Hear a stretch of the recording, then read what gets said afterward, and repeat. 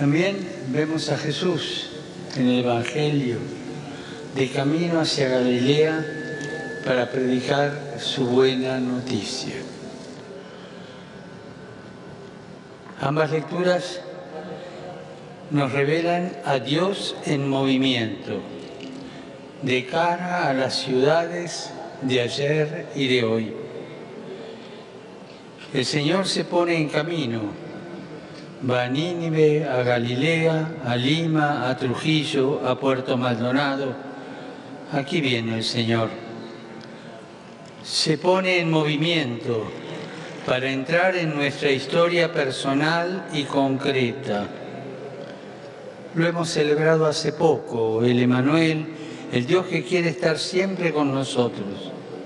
Sí, aquí en Lima, o donde estés viviendo, en la vida cotidiana del trabajo rutinario, en la educación esperanzadora de los hijos, entre tus anhelos y desvelos, en la intimidad del hogar y en el ruido ensordecedor de nuestras calles. Es allí, en medio de los caminos polvorientos de la historia, donde el Señor viene a tu encuentro. Algunas veces nos puede pasar lo mismo que a Jonás. Nuestras ciudades, con las situaciones de dolor e injusticia que a diario se repiten, nos pueden generar la tentación de huir, de escondernos, de zafar. Y razones ni a Jonás ni a nosotros nos faltan.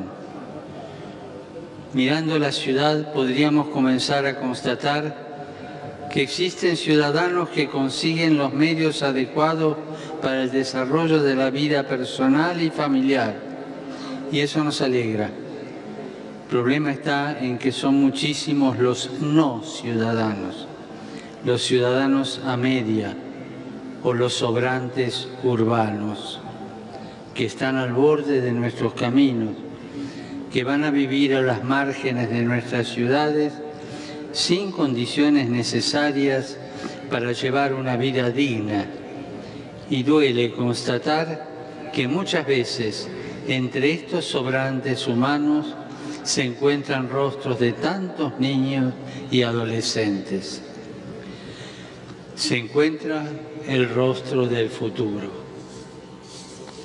Y al ver estas cosas en nuestras ciudades, en nuestros barrios, que podrían ser un espacio de encuentro y solidaridad y de alegría, se termina provocando lo que podemos llamar el síndrome de Jonás, un espacio de huida y desconfianza, un espacio para la indiferencia que nos transforma en anónimos y sordos ante los demás, nos convierte en seres impersonales de corazón cauterizado y con esta actitud lastimamos el alma del pueblo, de este pueblo noble. Como nos señalaba Benedicto XVI, la grandeza de la humanidad está determinada esencialmente por su relación con el sufrimiento y con el que sufre.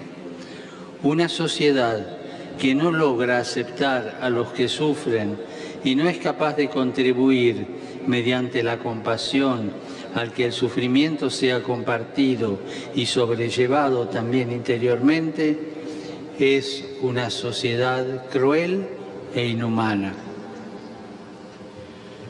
Cuando arrestaron a Juan, Jesús se dirigió a Galilea a proclamar el Evangelio de Dios.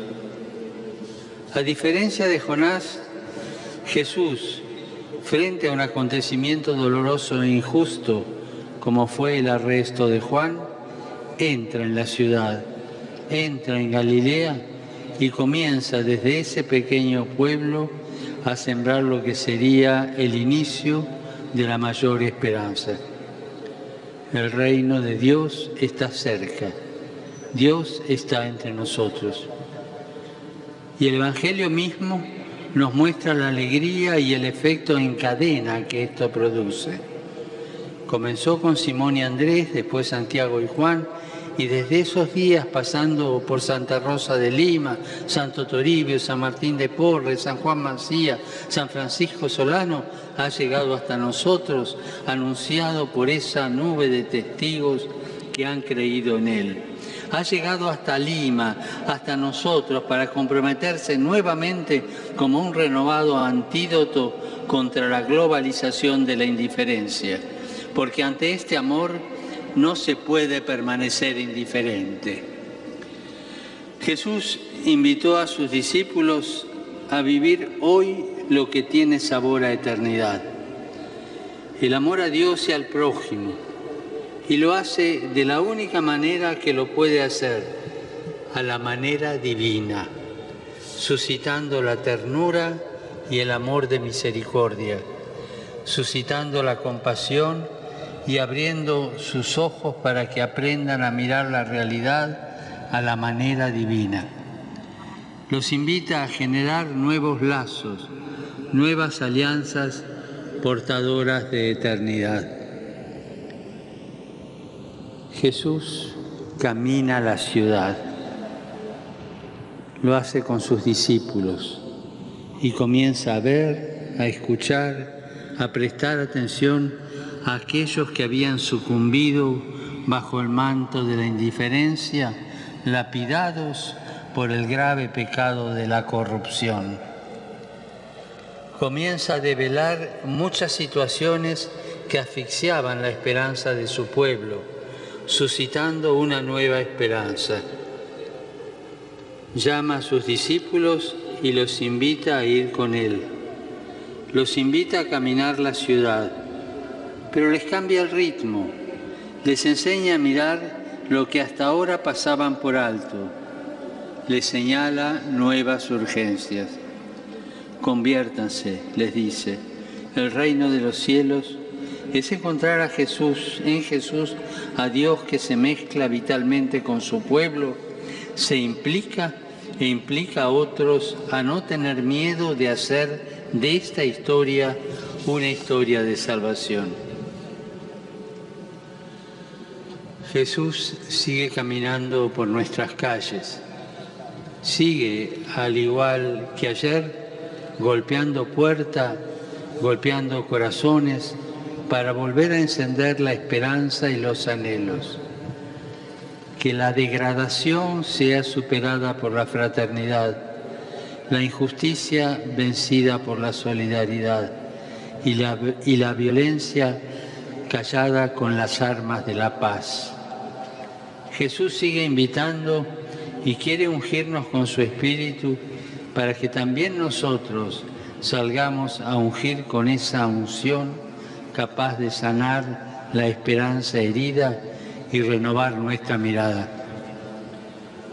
Jesús sigue caminando y despierta la esperanza que nos libra de conexiones vacías y de análisis impersonales, e invita a involucrarnos como fermento allí donde estemos, donde nos toque vivir, en ese rinconcito de todos los días.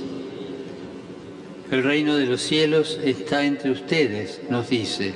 Está allí donde nos animemos a tener un poco de ternura y compasión, donde no tengamos miedo a generar espacios para que los ciegos vean, los paralíticos caminen, los leprosos sean purificados y los sordos oigan. Y así todos aquellos que dábamos por perdidos gocen de la resurrección. Dios no se cansa ni se cansará de caminar para llegar a sus hijos, a cada uno. ¿Cómo encenderemos la esperanza si faltan profetas?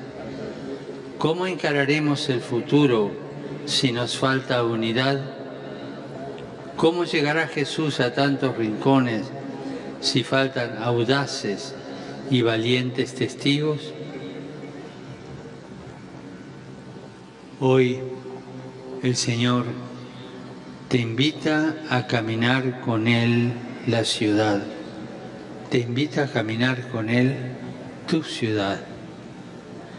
Te invita a que seas discípulo misionero y así te vuelvas parte de ese gran susurro que quiere seguir resonando en los distintos rincones de nuestra vida. Alégrate, el Señor está contigo.